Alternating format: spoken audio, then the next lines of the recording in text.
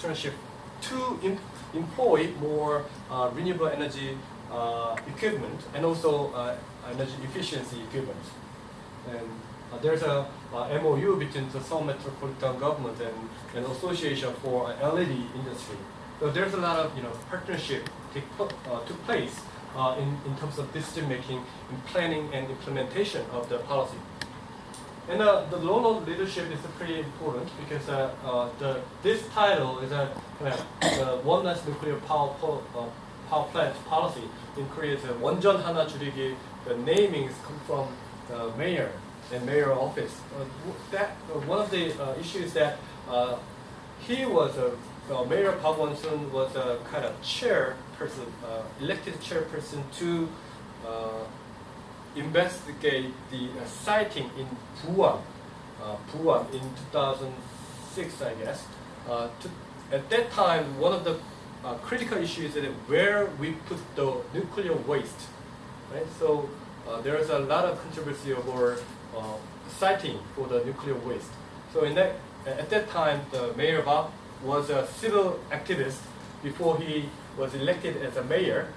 So he was a kind of elected representative for considering the decision on Busan nuclear waste place.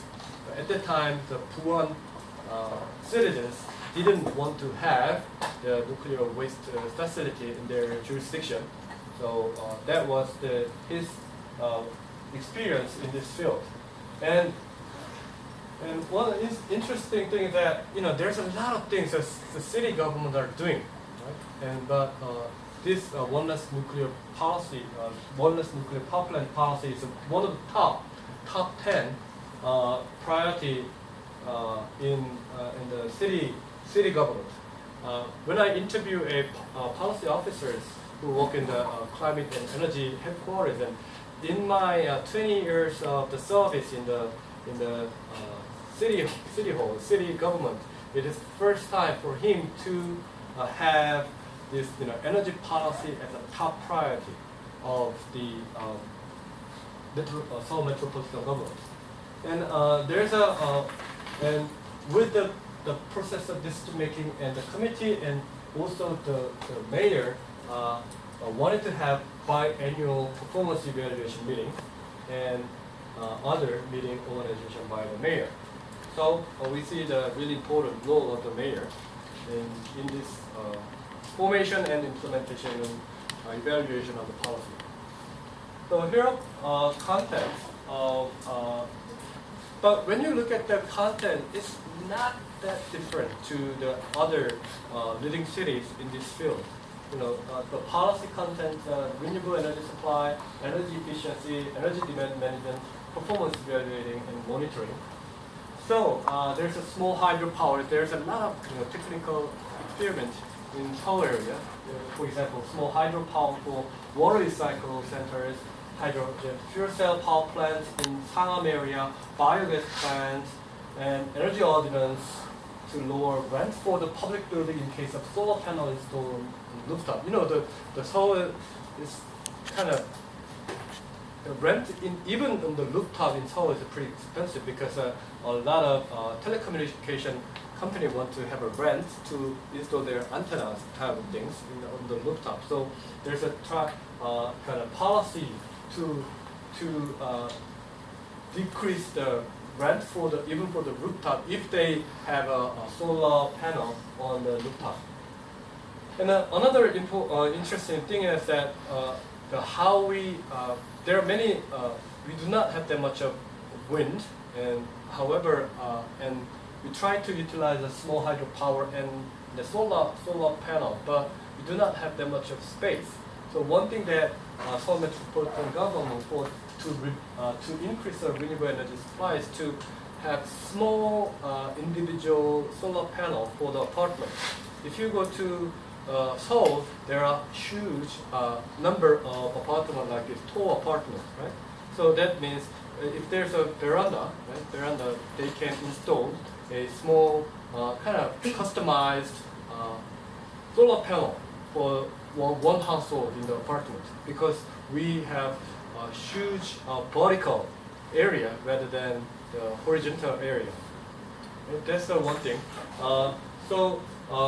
One way to support the renewable energy is to kind of support is not subsidies to the solar panel company per se. However, if consumer or residents, whole citizens want to adopt and employ this type of solar panel, it costs about $600 for one solar panel, but the half of price can be subsidized by the Seoul metropolitan government. So $300 to install that one solar panel. So that one, it depends on the place, but one solar panel can save about $10 to $15 per month. So the payback period is not that bad. It's within. It depends on the place. Within 2 years to 4 years, they have a payback period. So greater than is that they can save money, right? So yes. One of the best location for solar PV payback period, 2 to 4 years, I think is the shortest payback period that I Yeah, because they kind of subsidize half of the price, right? So the Seoul metropolitan government do not provide the subsidies for the panel makers. They, if they have a lot of panel makers and no one adopted, that's really problematic. So that's the reason why adoption, the subsidies for the adoption work pretty well. And in the efficiency measures of building retrofit project, BLP is working on, and there's one of the big issue in Korea is youth unemployment. So Seoul metropolitan government try to train those unemployed youth, young people, to be a energy auditor for the BLP project, building retrofit project. And as I mentioned before, there's a lot of public-private partnership with the industry, particularly here, the energy efficiency, the LED replacement is a MOU between the Metropolitan Government Seoul and the Association for the LED industry.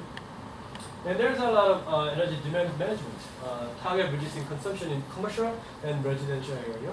So one interesting thing is that the eco mileage system. So basically, how we reduce 200 million ton of TOE. 2 million TOE. So by participation of citizens. But if there's no such a kind of motivation or incentive of citizen, just there's a past dependency. Just usually use the energy, right?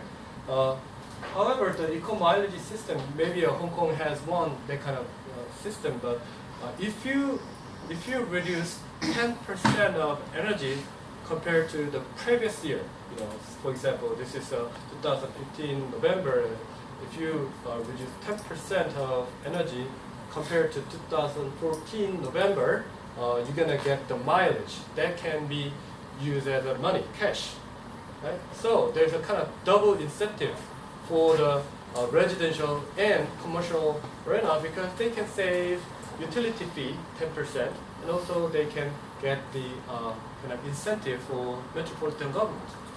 Right? And this is closely with energy efficiency measures and demand management. So energy designers, for schools and commercial buildings, because many do not know why and how. In particular, building owners do not know why and how they save energy in the building sectors and their shops. So this energy designer visit the buildings, commercial or residential area, then have an audit for the energy use and provide the solution to save energy. So that's one way to energy demand management. And also there's a lot of effort to make an energy self-sufficient village. The village is not the rural village. The village in the small kind of, it's not the administrative the unit, but people who share the idea we need to have some different pattern of the life, in particular in terms of the energy. So there's some the movement, kind of the grassroots movement to consider the energy use in the urban area. Well, these are energy demand management. It's really important to have a performance evaluation monitoring. When we wrote this the paper that was 2014 March, and they accomplished 97% of the goal. So about, but on October they achieved it. They achieved after publishing this article, they achieved a 2 million ton of POE reduction from the energy conservation, energy efficiency, and new and renewable energy production. So these are three the contents, and so there's a biannual performance monitoring meeting, and however, that one kind of thing that they couldn't achieve is the provision of new and renewable energy source. They targeted about 500,000 TOE reduction out of it was a goal, but they only achieved the half because it's sometimes really hard to find a place to install the renewable energy equipment, considering the high rent and the land expense in Seoul. So that was the kind of the critics for one of the critics for the this policy, and another critics is that the BRP, the building retrofit project, is not about the kind of whole reconstruction or retrofitting, but one of the kind of low-hanging fruit is to replace the windows, right? Windows and doors. So 96% of BRP in this case is not systematic on comprehensive and holistic retrofitting policy. Instead, it's more about replacing the kind of windows as a kind of low-hanging fruit. But it is pretty, effective to achieve the target because one of the biggest energy loss from the buildings, in particular old buildings, are windows and doors. So, the one-less nuclear power plant policy is kind of responding to the concern, and not just the local issue. It's about the regional issues, and not just the Seoul metropolitan government. We try to think about the other places like Samcheok, Bori, and Uljin, where the nuclear power plants are located, and also they think about the transmission towers that go through their villages and their cities. So local, national, regional, and also they think about what could be the role of urban area and the city to cope with regional disaster like Japanese nuclear power plant accidents.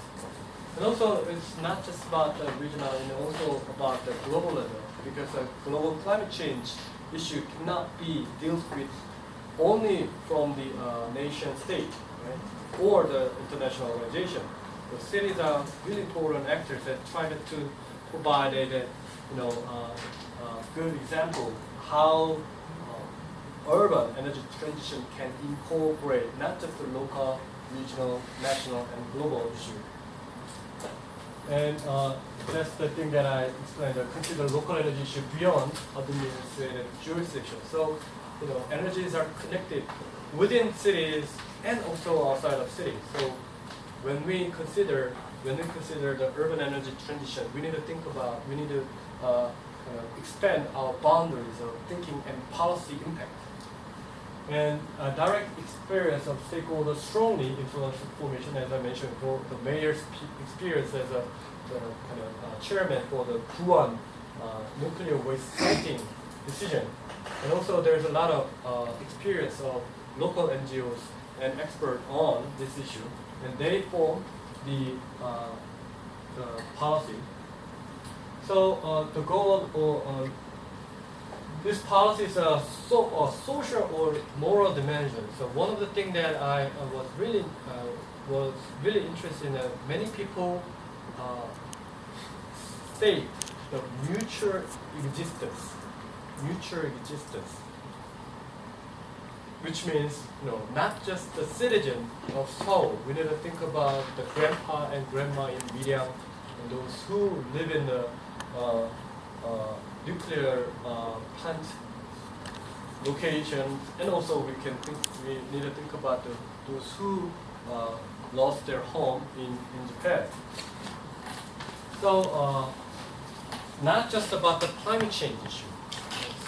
So that after having the survey of the Seoul citizen, what is most impressive or the impressive policy of Seoul metropolitan government?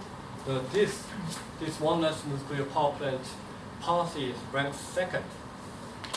What is the first? The first one is a nighttime bus. The second one is the one less nuclear power plant policy. The nighttime bus is, Korea drinks a lot, right? Drinks a lot of beer and soju and whatever, alcohol, and we go home late. If we don't have public transportation. So one of the policy that Seoul metropolitan government is not related to that, but you may have a curious of what is the first one, ranked first, and that's a nighttime public bus. So they have analyzed big data of where they go, or where's the place, and then they make a route. So that was the first, and then this one is the second. But I think it's not just because this is important for the climate change component or environmental component. This try to think about the social norm. Okay? We need to consider not just us, but we should think about other people, the norm change. And not just the bottom-up approach, but the mix of the top-down and bottom-up. We can see the really strong leadership here, but leadership with the support of series of committee participation and hearings and monitoring. Then that's one of the successful story to achieve the goal within what they scheduled. So policy implementation. So as I mentioned before, why cities? Cities are important actors, not just for their own jurisdiction. The reason why I studied is how we apply this idea to other cities, like Hong Kong, and other cities in Jakarta or Japan. That was when I kind of introduced the idea to Japanese scholars, and then wow, you have this policy in local level in Korea. We do not have this type of policy in Japan, even though they directly influenced by the nuclear accident. So creating urban energy policy with great support can come from the mixed top-down and bottom-up. So if you go to Seoul metropolitan government, every public bus has a logo on it about the one less nuclear power plant. If you save energy, you may have one less nuclear power plant. In almost every bus has that logo. The role of leadership is crucial for setting aims, agenda in policy motion and policy implementation. So, I'm a political scientist, and I always try to look at what's the role of political leadership. So it depends. It depends on that. There are many cities, big cities in Korea, but Seoul, and policy background is pretty similar, actually. Right? Policy background are pretty similar. But what are the differences? If I didn't do comparative study with this with the other cases, but I do not see this kind of policy from other big cities like Busan, Daegu, or Gwangju. Why? Not just about the mayor, but the mayor and political leadership is so critical. And when we wrote this, there was a kind of another local election took place. We worried that we submit this paper in 2014 April or something. We have a local election in June, and we worried that and because it has a good contribution for energy policy, but one of the caveat of the emphasis is on political leadership is that it's a changeable in democratic situation. Right? So the priority can be changed, and focus can be changed. So previously, the urban energy transition is not the agenda for the metropolitan government. After having the elections and the local leadership change, and we have so that means we can have a changes if we have another candidate,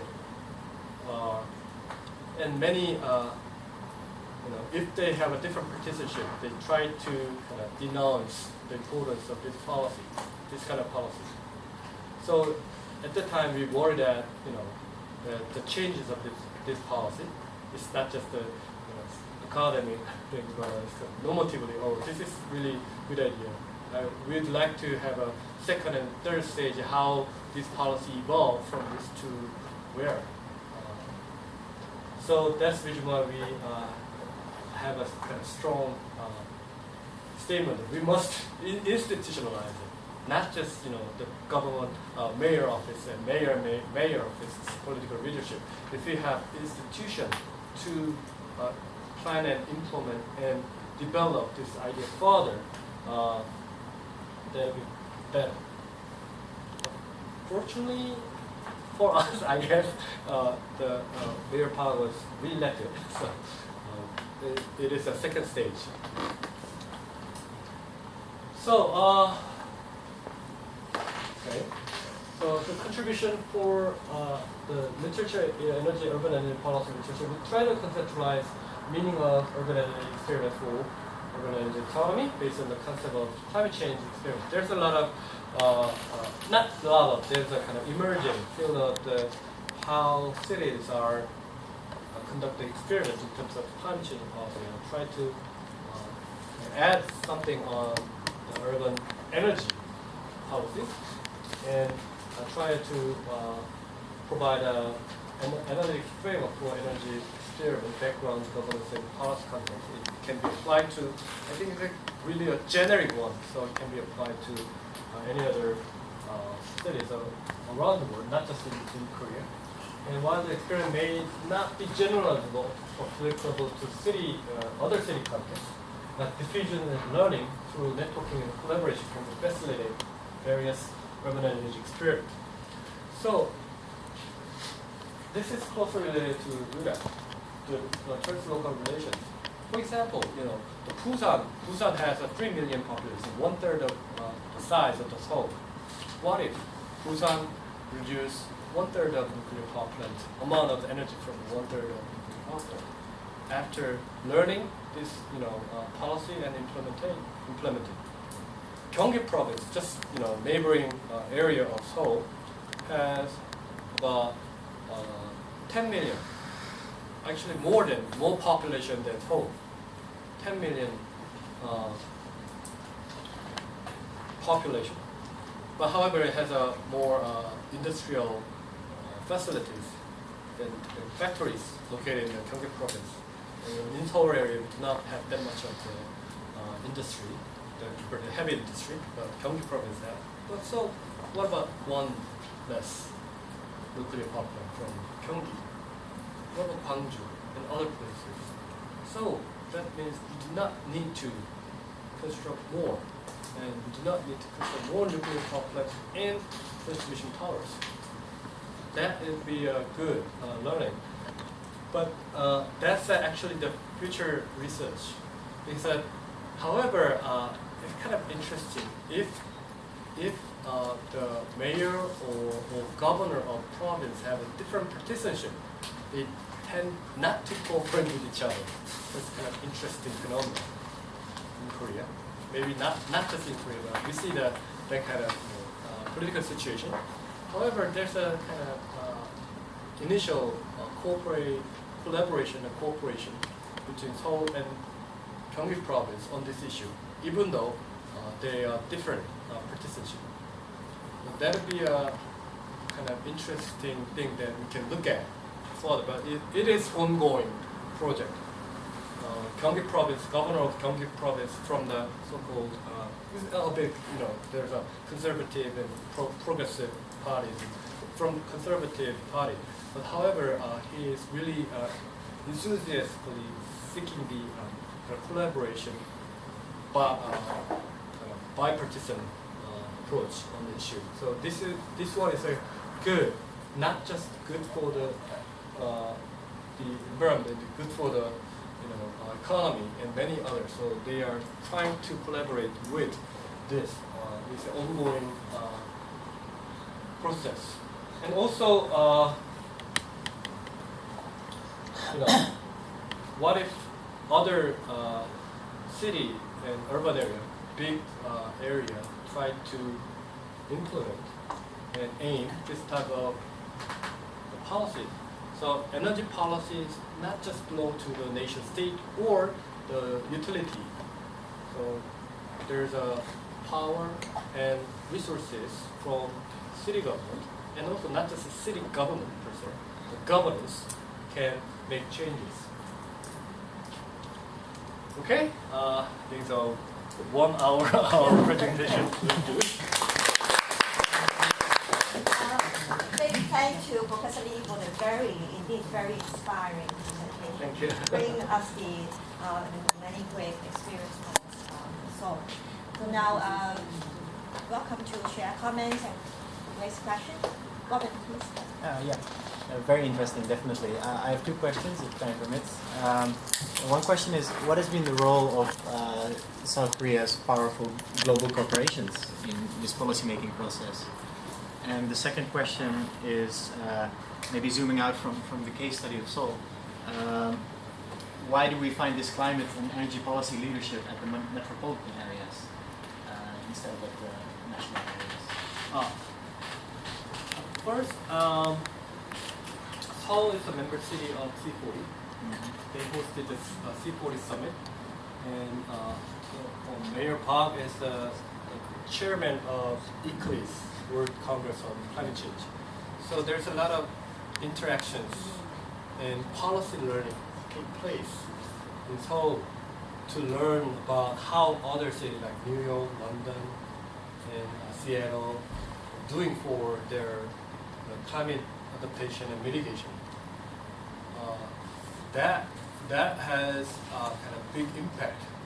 We didn't mention that much in here, but that's one of the kind of policy background as well. There's a lot of interaction with Seoul metropolitan government with other cities and local climate network like C40 and ICLEI. That is one factor that I didn't mention here. That's a big one. Why metropolitan government? For the nation state, a lot to consider. Right? Fortunately, Seoul do not have industry.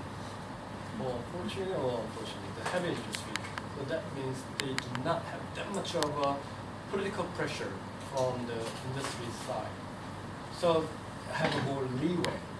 Now, and it has been the local government and cities has been regarded as a policy laboratory, because if we have a failure in the big scale like a nation state, is a huge disaster.